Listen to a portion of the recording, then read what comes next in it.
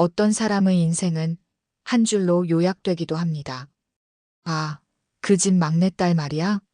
평생 부모님 뒷바라지만 한. 지훈의 20년이 그랬습니다.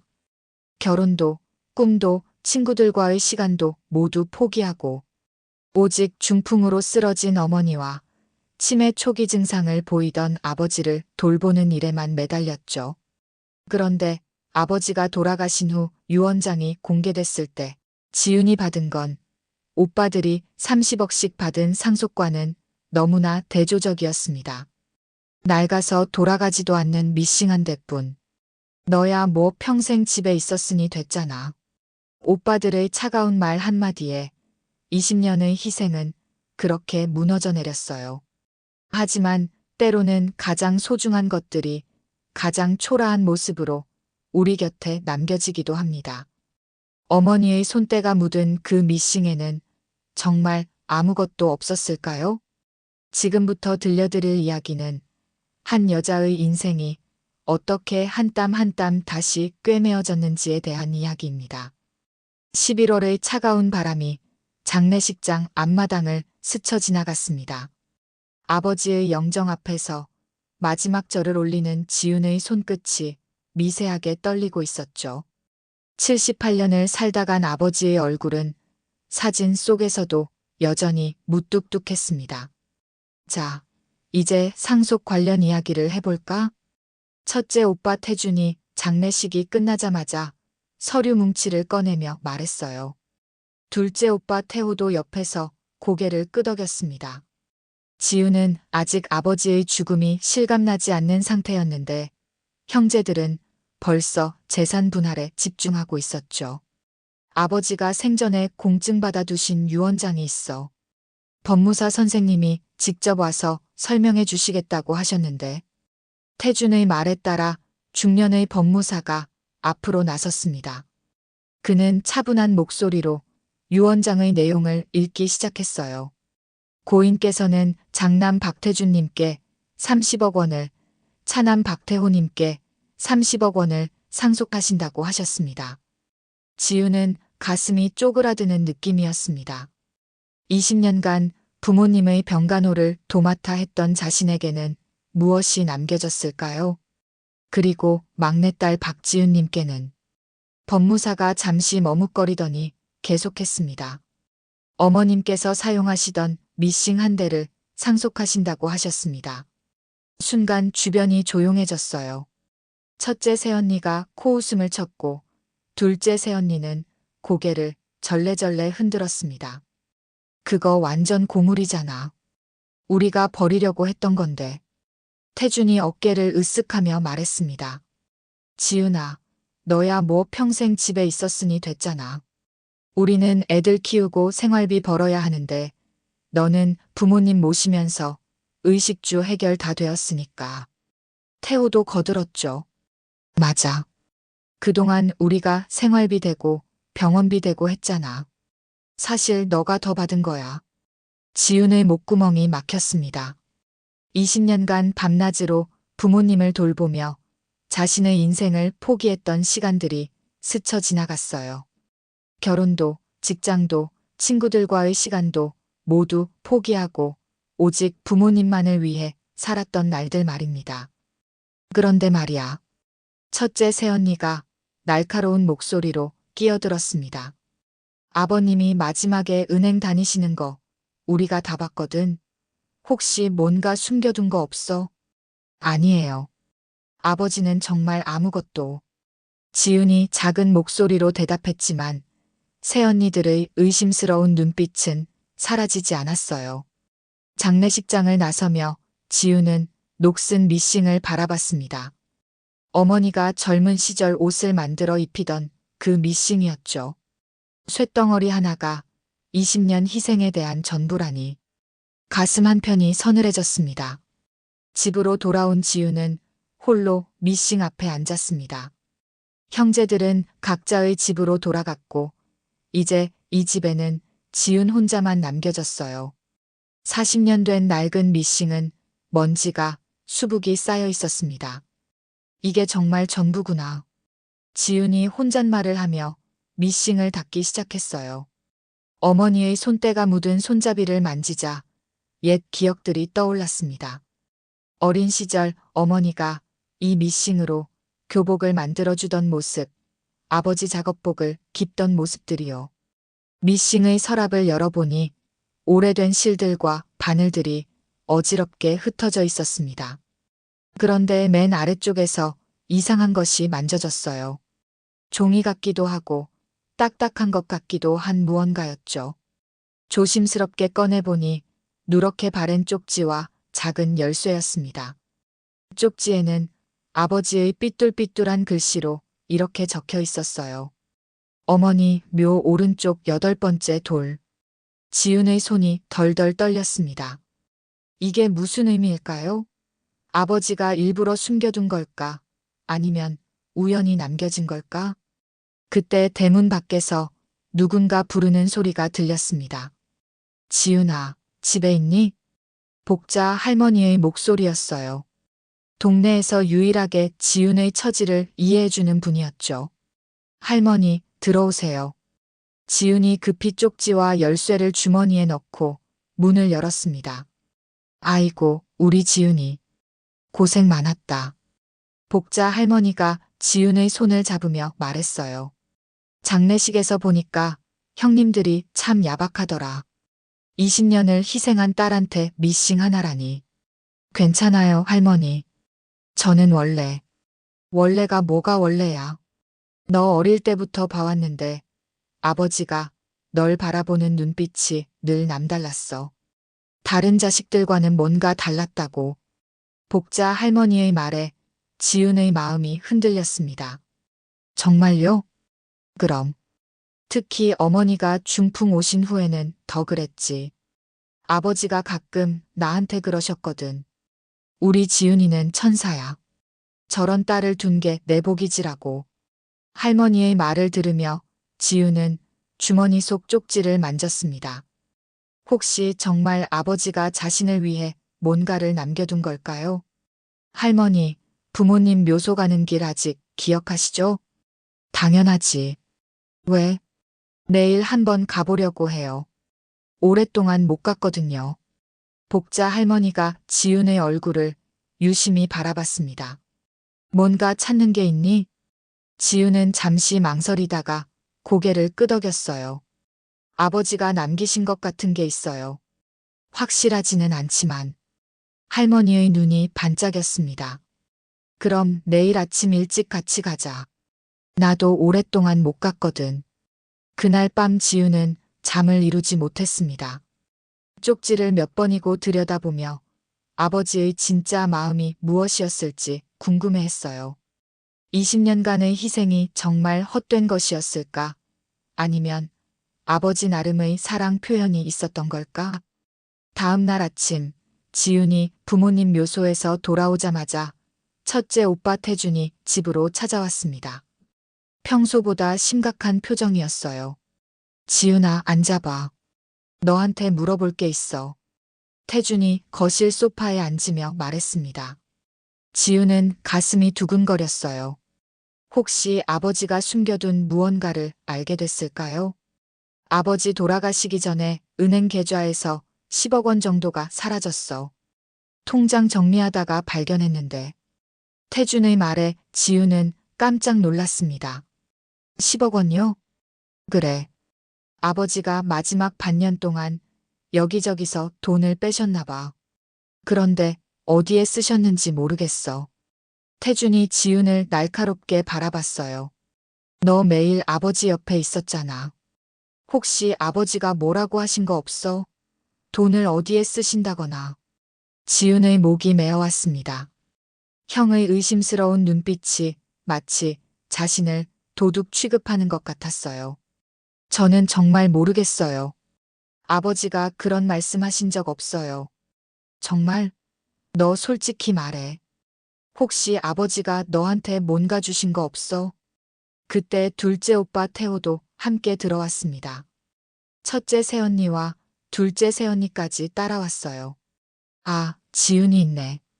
우리도 궁금한 게 있어서 왔어. 둘째 새언니가 날카로운 목소리로 말했습니다. 아버님이 마지막에 은행 업무를 자주 보셨다던데 혹시 너한테 뭔가 맡기신 거 없어? 정말 없어요. 미싱 하나 받은 게 전부라니까요. 지은이 목이 쉰 목소리로 대답했지만 가족들의 의심은 더욱 깊어졌어요. 그런데 말이야. 첫째 새언니가 집안을 둘러보며 말했습니다. 이 집도 이제 정리해야 하지 않을까? 지은이는 어디서 살 거야? 저는 일단 여기서. 여기서? 이 집도 팔아야 한다고. 관리비도 나가고 세금도 내야 하고. 지은이 혼자 감당할 수 있겠어? 태준이 단호하게 말했습니다. 형님 말이 맞아. 집은 팔고 지은이는 작은 원룸이라도 구해서 독립하는 게 좋겠어. 지은은 숨이 막혔습니다. 40년 동안 살았던 집에서도 쫓겨나게 되는 건가요? 그런데 이 집 물건들은 어떻게 할 거야? 둘째 새언니가 방안을 둘러보며 말했어요. 아버님, 어머님 물건들 중에 쓸만한 게 있나 봐야겠네. 새언니들은 허락도 없이 방 안으로 들어가기 시작했습니다. 어머니의 옷장을 뒤지고 아버지의 책상 서랍을 열어보며 이것저것 골라내기 시작했어요. 이건 괜찮네. 이거는 팔만해. 이 반지는 내가 가져갈래. 어머님이 끼시던 거잖아. 지우는 그 모습을 지켜보며 가슴이 찢어지는 것 같았습니다. 부모님의 흔적들이 마치 쓰레기 분류하듯이 나뉘어지고 있었어요. 잠깐만요. 지은이 용기를 내어 말했습니다. 부모님 물건을 그렇게 함부로. 함부로? 우리가 뭘 함부로 해? 어차피 너 혼자 다 가져갈 수 있어? 첫째 새언니가 날카롭게 반박했어요. 그때 복자 할머니가 들어왔습니다. 여기서 뭘 하고 있는 거야? 아, 할머니. 저희가 집 정리하고 있어요. 집 정리? 아버지 돌아가신 지 사흘밖에 안 됐는데 벌써 유품 나눠 가져가는 거야? 복자 할머니의 날선 목소리에 새언니들이 잠시 멈췄습니다. 지은이 20년을 이 집에서 부모님 모셨는데 물건 하나 건드리기 전에 허락이라도 받아야 하는 거 아니야. 할머니의 말에 새언니들이 서로 눈빛을 주고받았어요. 할머니, 저희가 그런 게 아니라. 아니라고? 내가 다 봤어. 지은이 허락도 안 받고 마음대로 뒤지고 있잖아. 그제서야 가족들이 어색하게 물러섰습니다. 하지만 그들의 눈빛에서는 여전히 의심과 욕심이 가시지 않았어요. 가족들이 돌아간 후 지우는 복자 할머니와 함께 어수선해진 집을 정리했습니다. 새언니들이 뒤져놓은 물건들을 제자리에 놔두며 지우는 한숨을 쉬었어요. 할머니, 저 정말 아무것도 몰라요. 아버지가 10억을 어디에 쓰셨는지. 그런 게 중요한 게 아니야. 중요한 건 내가 20년을 바쳤다는 거지. 복자 할머니가 지은의 어깨를 토닥이며 말했습니다. 그런데 정말 묘소에서 뭔가 찾은 거야? 지은이 조심스럽게 주머니에서 쪽지와 열쇠를 꺼냈어요. 이걸 찾았어요. 그런데 이게 뭘 의미하는지 모르겠어요. 할머니가 쪽지를 들여다봤습니다. 8번째 돌이라 우리가 못 본 게 있을 수도 있겠네. 다시 가봐야 할까요? 그럼 이번엔 더 자세히 봐야지. 그때 전화벨이 울렸습니다. 둘째 오빠 태호였어요. 지은아, 미안한데 부동산 사장님이 집 보러 오신다. 내일 오전에. 네. 벌써요? 응. 빨리 처리하는 게 좋을 것 같아서. 너도 새로 살 곳 알아봐야 하잖아. 전화를 끊고 나서 지우는 막막했습니다. 정말 이 집을 떠나야 하는 건가요? 할머니, 어떻게 해야 할까요? 일단 오늘 밤에 다시 묘소에 가보자. 그 열쇠가 뭘 여는 건지 알아봐야지. 그날 밤 지은과 복자 할머니는 손전등을 들고 묘소로 향했습니다. 어둠 속에서도 어머니 묘 오른쪽으로 돌을 하나씩 세어가며 8번째 돌을 찾았어요. 여기 같은데? 할머니가 손전등을 비추며 말했습니다. 다른 돌들보다 약간 느슨해 보이는 돌이 있었어요. 지훈이 조심스럽게 돌을 드러냈습니다. 그 아래에 비닐에 쌓인 작은 상자가 묻혀 있었어요. 이게 뭐지? 상자를 꺼내자 겉면에 자물쇠가 달려 있었습니다. 지훈이 미싱에서 찾은 열쇠를 끼워보니 딱 맞았어요. 상자 안에는 또 다른 쪽지와 은행 통장, 그리고 인감 도장이 들어 있었습니다. 지훈아, 이거 봐. 할머니가 쪽지를 읽어주었어요. 우리 지훈이에게. 내가 이 글을 읽고 있다면 내가 준비한 게 제대로 전달됐다는 뜻이구나. 너는 내가 가장 아끼는 딸이야. 그래서 형님들과는 다른 방법으로 너를 위한 걸 준비했단다. 지훈의 눈에 눈물이 차올랐습니다. 더 있어. 은행 이름은 강남에 있는 한국신탁은행이야. 담당자는 김영석 매니저고 이 통장과 도장을 가져가면 모든 걸 알려줄 거야. 미안하다, 지훈아. 살아생전에 고맙다는 말을 못해서. 지훈은 그 자리에서 억눌러왔던 감정이 터져나와 울음을 터뜨렸습니다. 20년간 자신을 외면하는 줄만 알았던 아버지가 사실은 자신을 가장 아끼고 있었다는 사실에 가슴이 벅찼어요. 할머니, 이게 진짜일까요? 물론이지. 내 아버지가 얼마나 세심한 분이었는데 이 모든 걸 계획하고 준비하셨구나. 복자 할머니도 눈물을 훔쳤습니다. 내일 당장 은행에 가봐야겠어. 그럼. 그런데 형님들한테는 아직 말하지 마.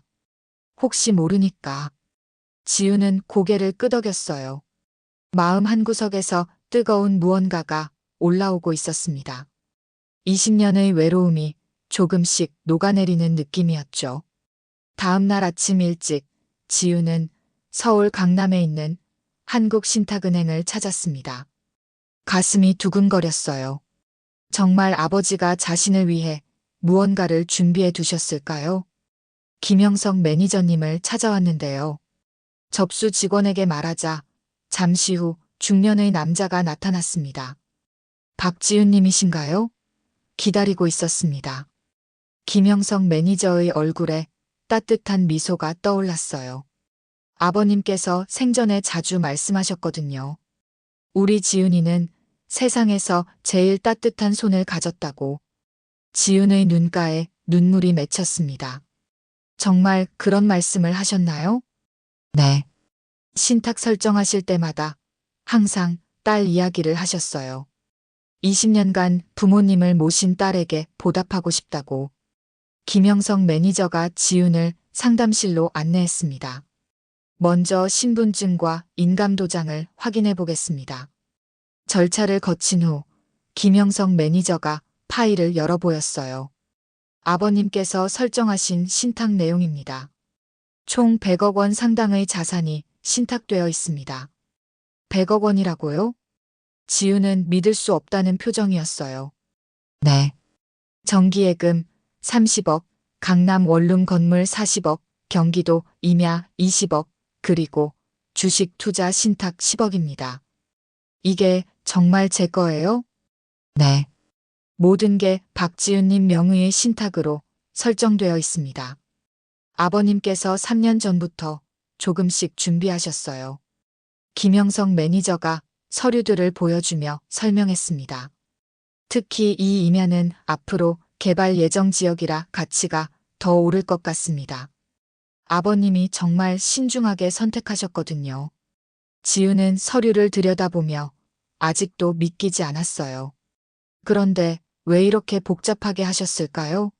다른 형제들처럼 그냥 유언장에 쓰시면 됐을 텐데. 아버님께서 그런 말씀을 하셨어요. 지훈이는 욕심이 없어서 자기가 받을 자격이 있다고 생각하지 않을 거야. 그래서 다른 방법으로 주고 싶다고. 김영석 매니저의 말에 지훈은 아버지의 마음이 이해됐어요. 그리고 또 하나 아버님이 당부하신 게 있어요. 뭔가요?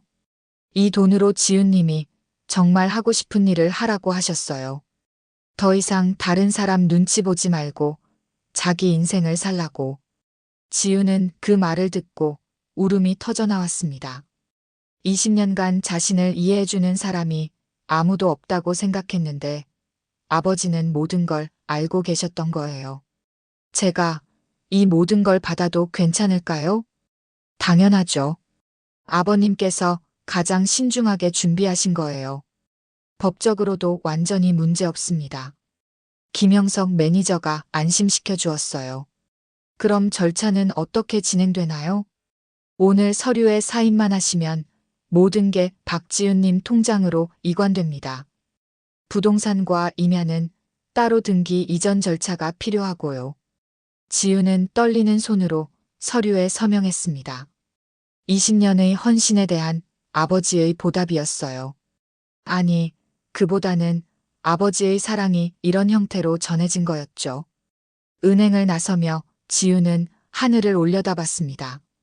이제 정말 자신만의 인생을 시작할 수 있을 것 같았어요. 집으로 돌아온 지윤은 복자 할머니에게 모든 상황을 설명했습니다. 할머니는 놀라면서도 기뻐했어요. 그럼 이제 형님들 걱정 안 해도 되겠네. 네. 그런데 아직 말하고 싶지 않아요. 조금 더 생각해보고 싶어요. 지윤이 말했습니다. 갑자기 부자가 됐다는 사실이 아직 실감나지 않았어요.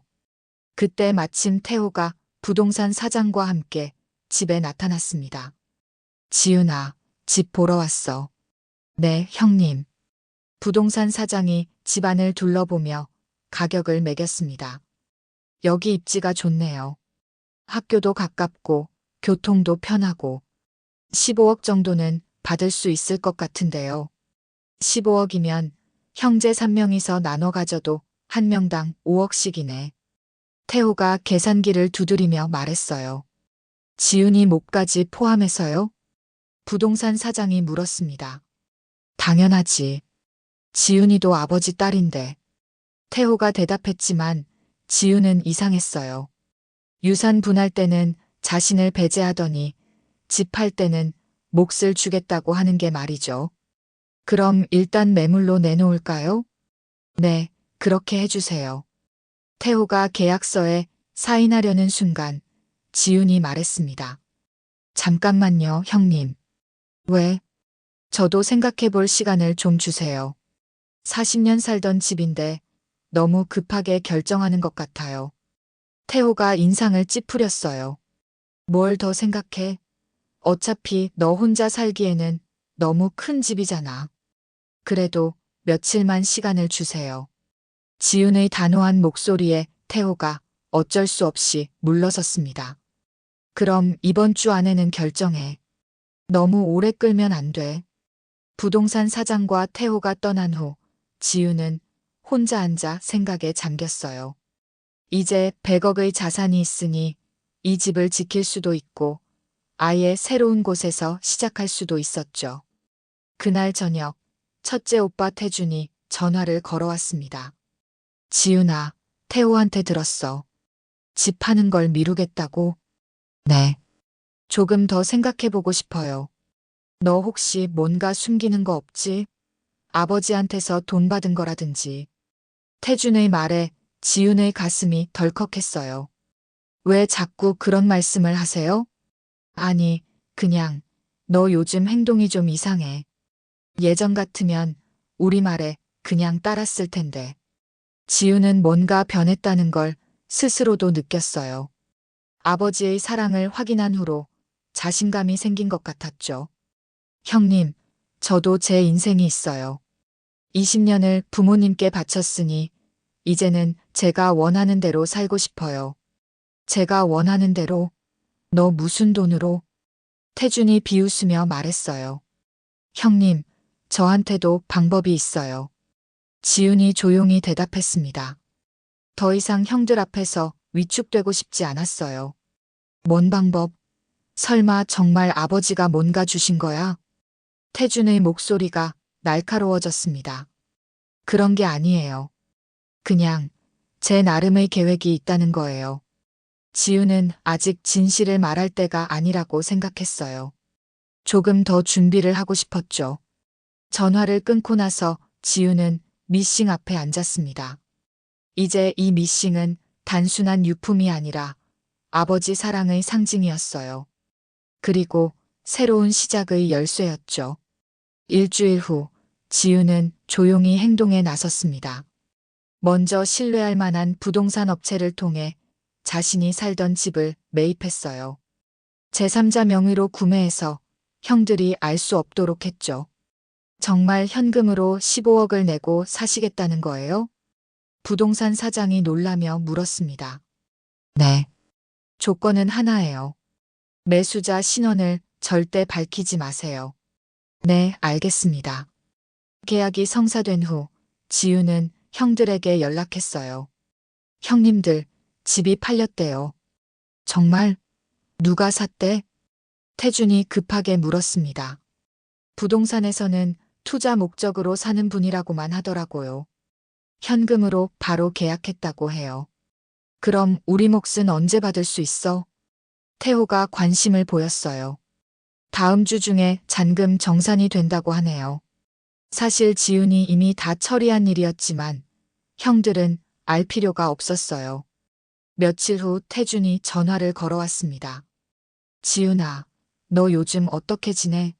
집도 팔리고 새로 살 곳도 구했고. 네, 형님. 걱정 마세요. 어디로 이사 가는데? 아직 정하지 않았어요. 천천히 알아보고 있어요. 사실 지우는 그 집에 그대로 살고 있었어요. 이제는 자신의 집이니까요. 그런데 말이야, 너 혹시 요즘 잘 살고 있는 것 같은데? 동네에서 소문이 나던데. 태준의 말에 지훈이 긴장했어요. 무슨 소문이요?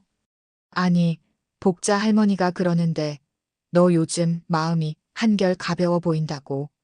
뭔가 좋은 일이라도 있었냐고. 지우는 속으로 웃었어요.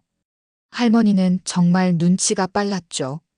그냥 마음이 편해져서 그런 것 같아요. 마음이 편해져? 갑자기? 네. 아버지가 돌아가시고 나서 오히려 마음이 평온해졌어요. 이제 제 인생을 살 수 있을 것 같아서요. 태주는 뭔가 의심스러웠지만 더 이상 묻지 않았어요. 그날 저녁 지우는 복자 할머니와 함께 저녁을 먹으며 계획을 이야기했습니다. 할머니, 저 이 동네에서 작은 가게를 하나 열고 싶어요. 가게? 무슨 가게? 바느질방이요. 어르신들 옷도 고쳐드리고 간단한 수선도 해드리고. 복자 할머니의 눈이 반짝였어요. 그거 좋은 생각이다. 요즘 젊은 사람들은 바느질 못하는 사람이 많잖아. 네. 그리고 여유가 있으니까 값도 저렴하게 받을 수 있을 것 같아요. 지우는 이미 마음속으로 모든 계획을 세워두었어요. 돈이 목적이 아니라 자신이 정말 하고 싶은 일을 하는 거였죠. 이름도 정했어요. 사이 한 땀이라고. 사이 한 땀? 무슨 뜻이야? 사람과 사람 사이를 바느질로 한 땀 한 땀 이어간다는 뜻이에요. 복자 할머니가 지훈의 손을 잡았어요. 정말 좋은 생각이야. 내 어머니도 기뻐하실 거야. 그날 밤 지훈은 어머니의 미싱 앞에 앉아 처음으로 바늘에 실을 꿰었어요. 20년 만에 처음 하는 바느질이었지만 손끝에서는 어머니의 감촉이 느껴졌습니다. 한 달 후 지우는 동네 한복판에 작은 바느질방 사이 한 땀을 열었습니다. 가게 한쪽 벽에는 어머니가 마지막에 수놓던 조끼를 액자에 넣어 걸어두었어요. 첫 손님은 복자 할머니였습니다. 이거 좀 고쳐줄 수 있어? 할머니가 오래된 치마를 들고 왔어요. 물론이죠, 할머니. 지훈이 미싱에 앉아 능숙하게 바느질을 시작했습니다. 어머니에게서 자연스럽게 익힌 솜씨였어요. 우리 지훈이 손재주가 정말 좋네. 어머니가 워낙 잘하셔서 어깨너머로 배웠거든요. 곧 동네 사람들이 하나둘씩 찾아오기 시작했어요. 어르신들은 오래된 옷을 고쳐달라고 했고 젊은 엄마들은 아이들 옷을 수선해달라고 했죠. 여기 사장님 솜씨가 정말 좋다던데? 네, 그리고 가격도 저렴해요. 지우는 정말 최소한의 비용만 받았어요. 돈을 벌려는 목적이 아니었으니까요. 어느 날 태호가 가게로 찾아왔습니다. 지훈아, 여기가 내 가게구나. 네, 형님. 어떻게 오셨어요? 아니, 동네에서 소문이 나서 우리 막내가 바느질방을 열었다고. 태호가 가게 안을 둘러봤어요. 그런데 이 가게 임대료는 어떻게 해결했어? 보증금도 많이 들었을 텐데. 그냥 용돈 모은 것도 있고 조금씩 해결했어요. 지훈이 애매하게 대답했습니다. 조금씩? 너 진짜 뭔가 숨기는 거 있지? 태호의 눈빛이 의심스러워졌어요. 형님, 저 정말 아무것도. 아냐, 뭔가 있어. 너 요즘 너무 여유로워 보인다고. 집도 팔렸는데 새로 살 곳 걱정도 안 하고 가게까지 차리고. 그때 복자 할머니가 들어왔습니다. 어머, 태호 씨도 왔네. 안녕하세요, 할머니. 지훈이 가게 어때? 정말 잘하지? 네, 그런데. 태호가 뭔가 더 말하려던 순간 할머니가 끼어들었어요. 지훈이는 원래 손재주가 좋았어. 어머니 닮아서 말이야. 그리고 마음씨도 착하고. 그건 그렇지만. 뭐가 그렇지만이야? 내 동생이 이렇게 열심히 사는데 응원해줘야지. 복자 할머니의 단호한 말에 태호가 더 이상 말하지 못했어요. 태호가 떠난 후 지우는 할머니에게 고마움을 표했습니다. 할머니, 고마워요. 뭐가 고마워? 당연한 일이지. 그날 저녁 지우는 미싱 앞에 앉아 새로운 작업을 시작했어요. 동네 아이가 찢어진 인형을 가져왔는데 엄마가 직접 수선해달라고 했거든요. 바늘에 실을 꿰며 지우는 생각했습니다. 바느질은 정말 기다림이었어요. 한 땀 한 땀 정성스럽게 꿰매야 튼튼하게 되죠. 사람도 마찬가지였어요. 20년을 기다렸더니 아버지의 진짜 마음을 알게 되었고, 이제는 자신만의 인생을 꿰매어 나갈 수 있게 되었죠. 가게 벽에 걸린 어머니의 조끼가 따뜻한 불빛 아래에서 은은하게 빛났습니다. 지훈의 미싱은 오늘도 돌아가고 있었어요. 이제는 자신의 인생을 그리고 다른 사람들의 일상을 꿰매기 위해서 말이죠. 바느질방 사이 한 땀의 간판이 밤바람에 살랑거렸습니다. 작지만 따뜻한 기적은 이렇게 시작되었어요.